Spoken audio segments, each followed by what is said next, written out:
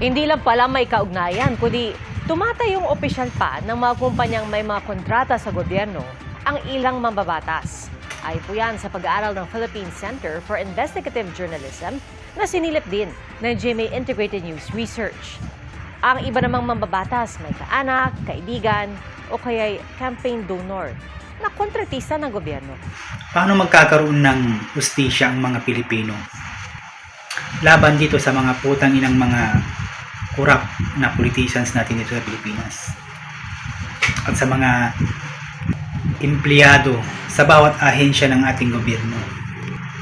Kung sila mismo magkakakuntsabahan, kung sila mismo magkakamag-anak, kung sila mismo magkakaibigan, ano pang silbi ng hearing dyan sa Senado at sa House of Representatives?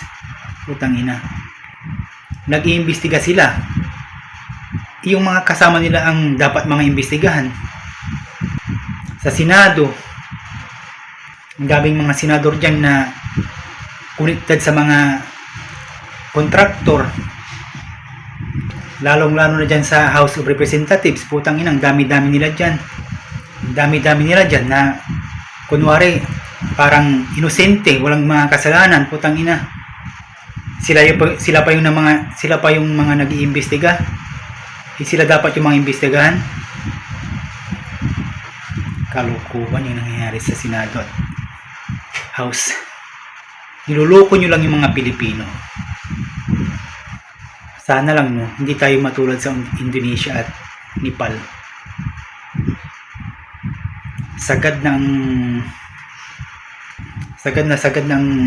korupsyon sa Pilipinas, putang ina. Kaya pala ganun kahirap ang Pilipinas dahil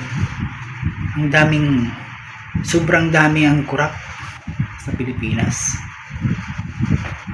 Putang ina. Darating pa ba yung time na makawala tayo sa sitwasyon natin ngayon na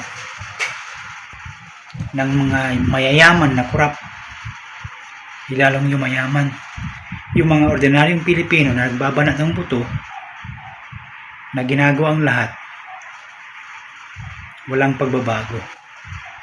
Kasi nga sila lang, mga korap na politicians lang ang yumayaman. Parang hawak nila ang gobyerno, hawak nila yung pera ng taong bayan. Sila ang nagdidikta na kung ano ang mangyayari, kung ano ang dapat gawin dito sa Pilipinas.